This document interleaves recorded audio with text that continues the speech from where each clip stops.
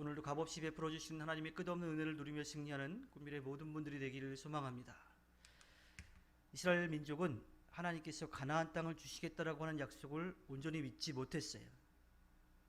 그래서 그 가나안 땅으로 가는 동안 계속 불평, 불만을 쏟아냈던 거죠.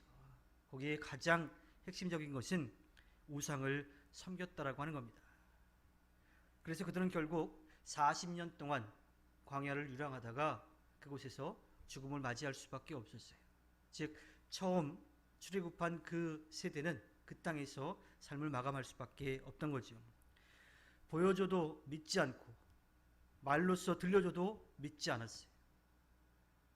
분명히 보여주고 말씀으로 약속해 주셨는데 그것을 믿지 않고 손에 쥐어줘야지만 믿는다라면 그것은 믿음이라고 할 수가 없어요.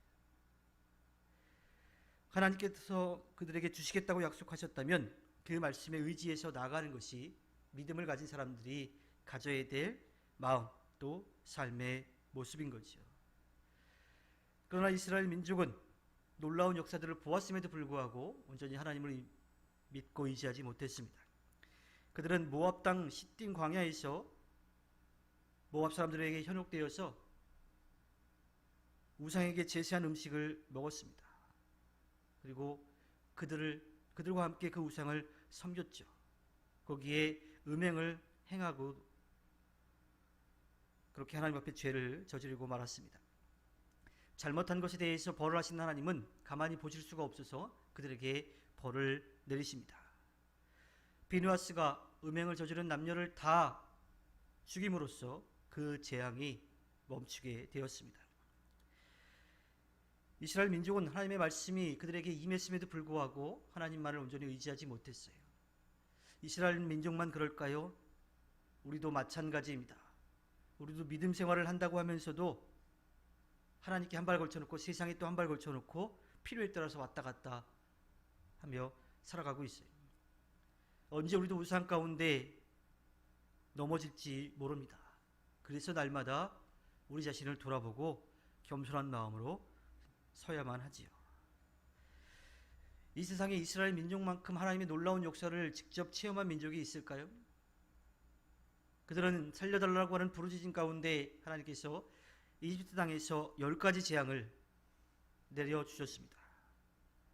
그 이집트에 임한 10가지 재앙을 그들의 눈으로 분명히 보았어요. 그리고 이집트 땅을 나왔을 때 홍해가 가로막고 있을 때 그 홍해가 갈라지는 놀라운 기적도 그들은 보았습니다. 마실 물이 없는 광야 가운데 마실 물을 내주셨어요. 먹을 것이 없는 가운데 생각지도 못했던 놀라운 역사인 만나가 그들에게 주어졌습니다. 또 언제나 하나님이 그들을 지키시고 돌보신다라고 하는 구름기둥과 불기둥이 밤낮으로 그들을 지키고 그들을 이끌어 주었습니다. 이스라엘 민족은 역사상 어느 세대도 경험해보지 못한 하나님의 놀라운 역사를 직접 체험했던 거죠. 그럼에도 불구하고 그들은 하나님을 온전히 의지하지 못했습니다. 모세가 십계명을 받으러 산에 올라간 그 40일을 기다리지 못하고요.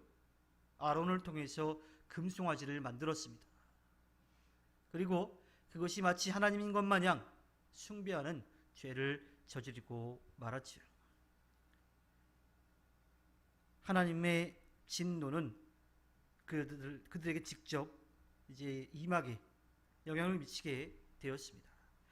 하나님은 모세에게 그러한 이스라엘 민족을 멸망시키시고 모세를 통해서 새로운 민족을 다시 일으켜서서 구원의 역사를 이루시겠다라고 말씀하십니다. 그때 그 불타는 하나님의 진노를 누그러뜨린 사람이 바로 모세입니다. 모세의 중보기도를 통해서 하나님이 그 심판을 멈추셨죠. 출애굽기 32장 11절부터 12절에 모세는 주 하나님께 애원하였다. 주님, 어찌하여 주님께서 큰 권능과 강한 손으로 이집트 땅에서 이끌어내신 주님의 백성에게 이와 같이 노하십니까? 하나님께서 구원해 주신 그 민족이지 않습니까? 그러니 하나님께서 그들을 지켜주시고 돌봐주셔야 되지 않습니까? 하고 매달립니다. 그리고 모세는 또 백성들에게 가서 내가 이렇게 기도할 테니 너희들 회개해 하고 돌아오라고 이야기합니다. 출애굽기 32장 31절 32절에 다시 하나님께로 돌아간 모세가 기도하지요. 모세가 주님께로 돌아가서 아뢰었다. 슬픕니다. 이 백성이 금으로 신상을 만듦으로써 큰 죄를 지었습니다. 그러나 이제 주님께서 그들의 죄를 용서하여 주십시오. 그렇게 하지 않으시려면 주님께서 기록하신 책에서 저의 이름을 지워 주십시오.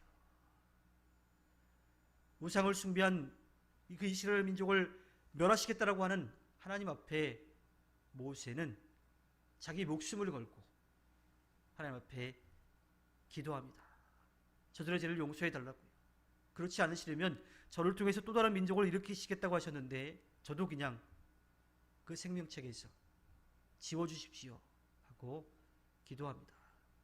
목숨을 건 모세의 중보 기도인 거죠. 하나님은 모세의 그 기도를 들으시고 벌을 멈추셨습니다. 모세는 하나님과 백성 가운데 서서 하나님의 진노를 온몸으로 막으며 기도했습니다. 모세가 목숨을 걸고 막지 않았다면 하나님의 진노가 이스라엘에게 임해서 이스라엘 민족은 멸망하고 말았을 겁니다. 그만큼 중보기도가 중요합니다. 하나님은 모세의 중보기도 때문에 이스라엘의 죄악을 용서하시고 그들에게 다시 기회를 주셨습니다. 은혜를 베풀어 주신 거죠. 중보기도는 꼭 필요하고요. 또 계속되어야만 합니다. 뒷말을 하거나 비판을 하는 사람들은 굉장히 많아요. 반면에 중보기도를 하는 사람들은 그리 많지 않습니다. 자기 자신을 위한 기도도 모자라다고 생각하는 경우도 있기도 하고요. 지금 내 발등에 불 떨어졌는데 누구를 위해서 기도하겠느냐라고 하는 그런 마음이 들기도 하기 때문이지요. 또 중보기도는 사실 사람들은 누구도 그렇게 기도하는 것을 알아주지 않기도 합니다. 그래서 그 길이 어쩌면 십자가의 길을 걷는 것처럼 그렇게 힘든 혼자서 가는 외로운 길처럼 느껴지기도 하기 때문입니다. 하나님께 기도하는 것은 아주 좋은 일이고요. 또 당연히 우리가 해야 될 일들이에요. 그런데 더 중요한 것은 하나님께서 기뻐하시는 기도를 우리가 하고 있느냐 그렇지 않느냐인 겁니다. 따라서 우리는 매일 우리의 기도 생활을 점검해야 하지요. 하나님 앞에 기도하는 시간이 어느 정도가 되는지, 또 짧은 시간이라 하더라도 정말 우리의 마음 정성을 담아서 하나님께 모든 것을 맡기는 기도를 하고 있는 건지, 내 욕심만 채우려고 하고 있는 것은 아닌지 우리 자신을 돌아볼 필요가 있습니다. 오늘 우리는 이 고난주간 수요일 한 여인이 예수님의 장례를 준비하며 자신이 가진 전부, 아주 큰 금액의 이 향유를 부은 이야기를 또 기억하는 그러한 날입니다. 주변에 있던 제자들은 그 향유의 값이 300데나리온이나 된다고, 차라리 그거 팔아가지고 가난한 사람들한테 나눠주면 더 나을 것을 왜 그렇게 낭비하냐고 그렇게 책망합니다. 어떻게 보면 제자들 입장에서는 예수님이 나누고 베풀고 섬기는 삶을 사셨으니까 당연히 그렇게 하는 게 더 맞다라고 생각을 했을 거예요. 그런데 그 여인에게 있어서 가장 중요한 것은 예수님이었습니다. 예수님을 사랑하는 그 마음을 어느 누구도 말릴 수가 없었던 거죠.